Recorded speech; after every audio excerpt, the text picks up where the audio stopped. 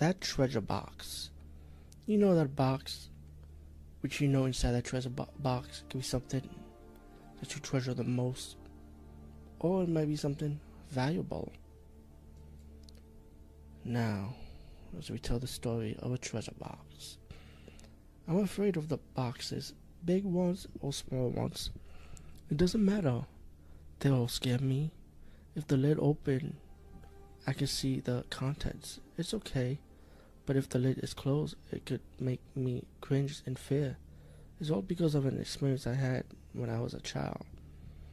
During the summer, my parents would often take my brother and I to visit our grandmother. She lived in a small country town behind her cottage. There was a large barn that was used as a storehouse.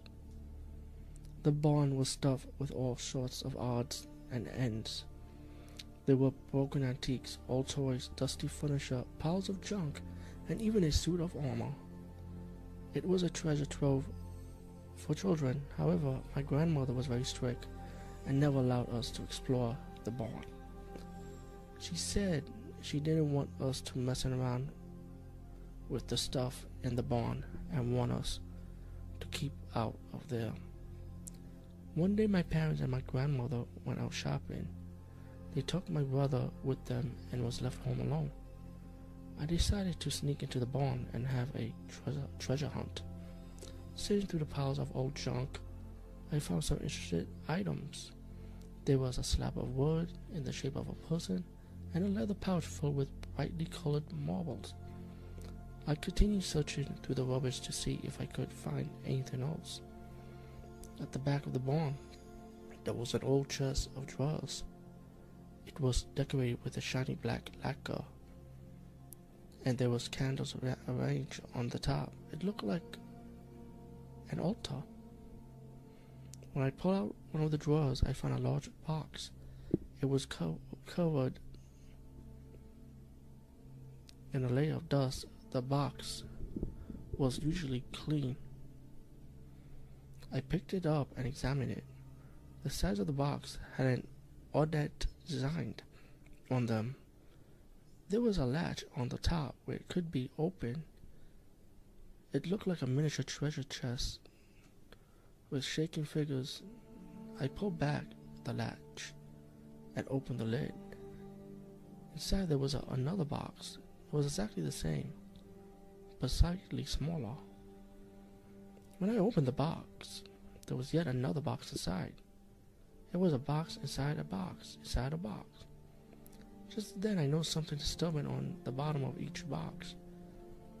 There was a small inscription: nose, teeth, and ears. I was puzzled and a chill ran down my spine. But curiosity got the better of me and I kept opening the box. Kidneys, lungs, pancreas, liver, and spleen. Every box was inscribed with the same of a part of the body: arms, legs, feet, nails, and hair. Finally I came to the last box, and it was only 1 centimeter by 1 centimeter. The inscription on the bottom read skull. My heart was pounding. I curiosity opened the box. Inside there was a small folding piece of paper. I spread it out. There were just 2 words written on it and a scroll hand: the end. That evening my parents and my grandmother didn't arrive home until very late. They were crying.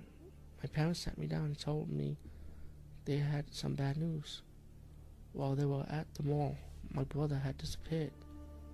While they were distracted, he had wandered off and they couldn't find him.